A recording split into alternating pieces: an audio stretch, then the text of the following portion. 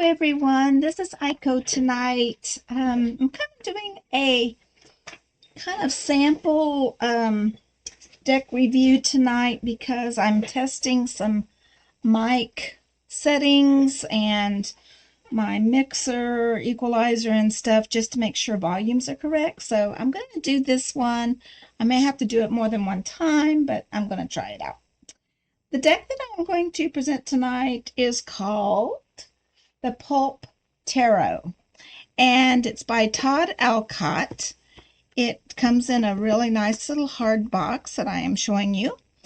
It's out of Brooklyn, New York. It's a 2023 deck, so I'm sure it is still quite available. It is 78 sensational cards, thrilling major arcana, hard-boiled minor arcana, fast-paced instruction booklet, describes every card in dramatic detail. So I think that's pretty cool.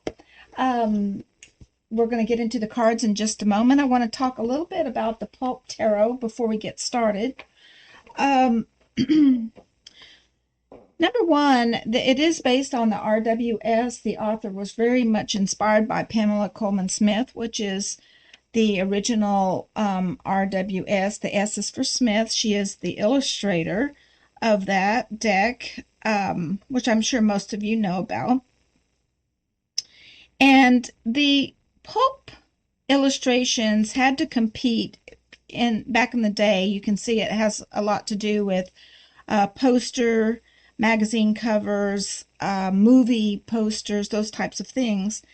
And each of these illustrations had to compete with hundreds of other illustrations on other magazines, book covers, and even like on the corner magazine stands. So that means that they tended towards hyperbole and sensationalism and dynamic compositions and saturated colors over stated emotions. I'm reading those things out of the guidebook. I'm not making that up as I go, but I did kind of want to tell you that everything is bigger in pulp illustration. Juicier, spicier, more dramatic.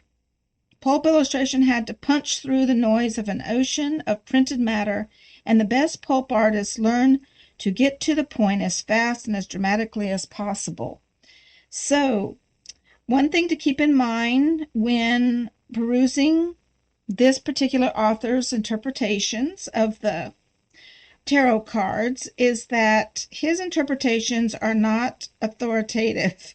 If you see something that he doesn't mention about a card, that you can use your own interpretation of the card, your own intuition. Don't get hung up on gender in this particular deck. The figures on the cards are presented as male and female, but each can be either. So let's take a look then at the cards. This is the little guidebook that comes with, and I was reading pretty much that out of this. The book also has, of course, your major and your minor arcana breakdowns of each card in here, and a description as you will come across each card.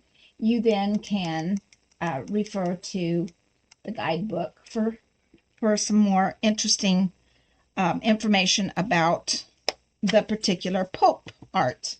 Okay, so let's get into it. It does have a little lift ribbon here, so I'll take that out, and let's move the box to the side, and let's take a look at some of the cards.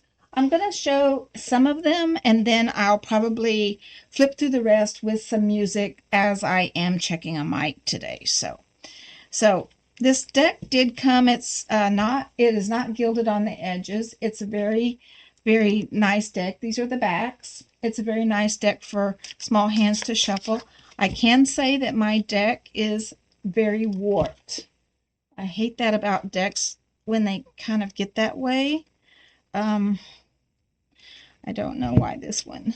Let me see if I can sort of press it and bend it out a little bit. I don't like when they get like that.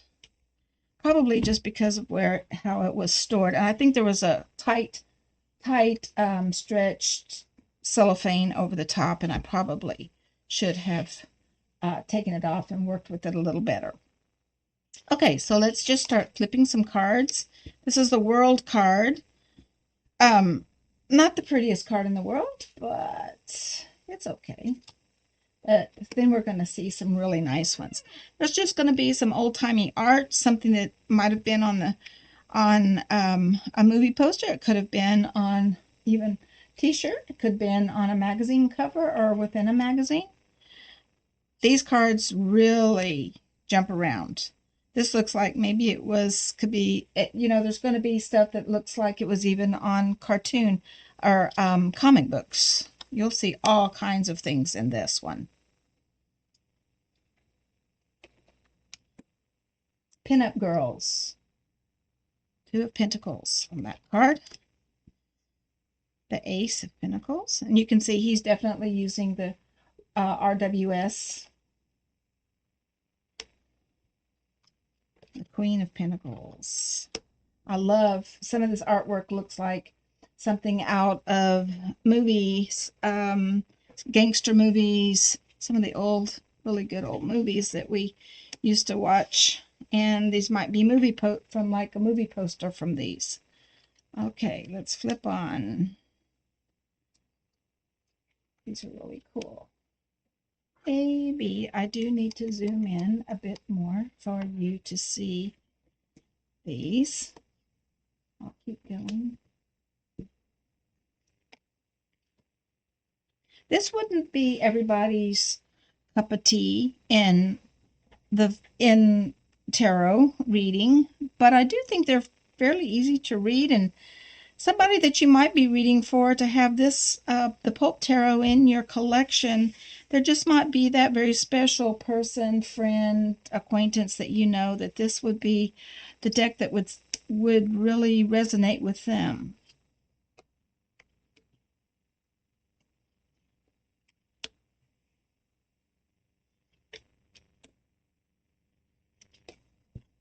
Okay, I think I'm going to stop there, and I'm going to set the rest, pull them down here, flip two at a time, and set the rest to a little bit of really cool music for you.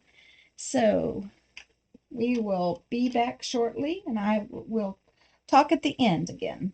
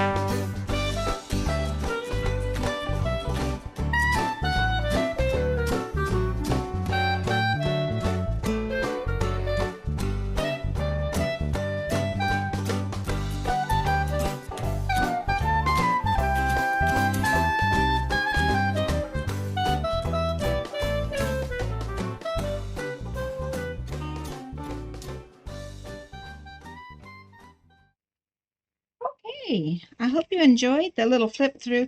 I didn't show every card because I wanted some to be a surprise for you if you were to purchase this deck. Um, I'm not always wanting to see every single card in a deck when I am looking at reviews myself, because I do like to be a bit surprised when I get my own. So I kind of think if you're sort of like me, that you would appreciate that as well. Well, I hope you enjoyed this. I'm kind of making this fast tonight. I'm kind of tired. I'm going to go to bed, on to bed pretty soon, but I definitely wanted to do another review tonight so I could check my mic, and we'll look and see if this recording's coming out good. If not, I'll try this again in the morning. Thank you for joining me at Aiko in Texas, and I hope that you will subscribe to my channel. See you next time.